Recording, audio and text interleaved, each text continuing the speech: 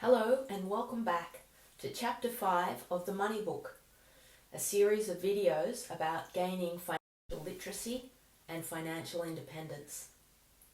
It's really not difficult, and the title of this chapter sums it up.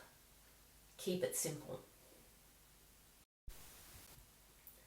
A friend of mine, who we will call Joe, was a practicing specialist doctor, an anaesthetist, who had a very good income from his practice, and he could afford to take his family on a skiing holiday every year in Europe. He visited his accountant every year to get his affairs in order, to submit his tax return, and one year his accountant told him, "Joe, you're paying too much tax. You haven't got enough deductible expenses." Then the accountant recommended to Joe that he buy a business with a lot of deductible expenses, so Joe would end up paying less tax. It was a refrigeration business that Joe had no expertise in, but was for sale from another of the accountant's clients. So Joe decided to take his accountant's advice, and he bought the business. Then Joe's world as he knew it gradually disappeared. The refrigeration business had losses and a lot of expenses, which Joe paid for from his income as an anaesthetist. So it solved his tax problem, but he had no tax to pay because the business made losses every year. But this unfortunately also meant that Joe had no spare money to take his family on a skiing holiday every year. So that at the end of all this, Joe subsequently sunk into a deep clinical depression because of it. He was unable to sell the refrigeration business, and he couldn't work anymore as an anaesthetist due to his severe depression.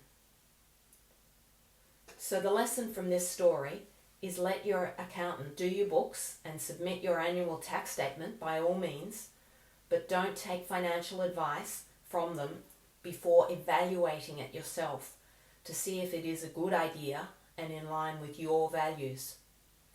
Clearly, it was more important to Joe to take a ski holiday every year with his family and pay tax rather than own a refrigeration business, which gave him no joy and only caused him pain. Paying tax was irrelevant to Joe. It's good to pay your tax because this means you are making a profit. Beware of schemes that to legitimately reduce your tax if they are not aligned with your values. Another friend of mine, who we will call Sam, invested in a green timber corporation that was planting and growing trees in Western Australia. This was a public company listed on the ASX, but it had no track record and made claims of a high return on investment in the coming 10 years.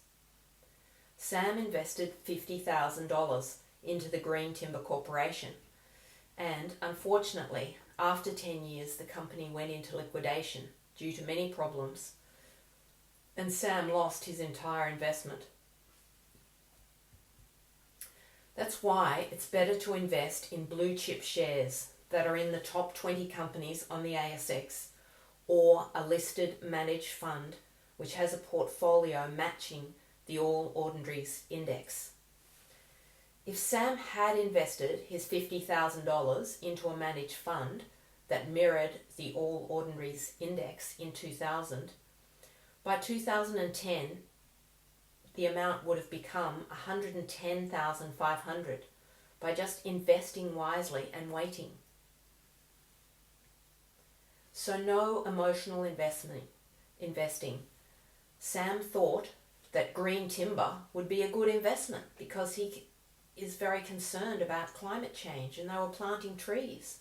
From the outside, it looked like a great investment, but the young company had no track record.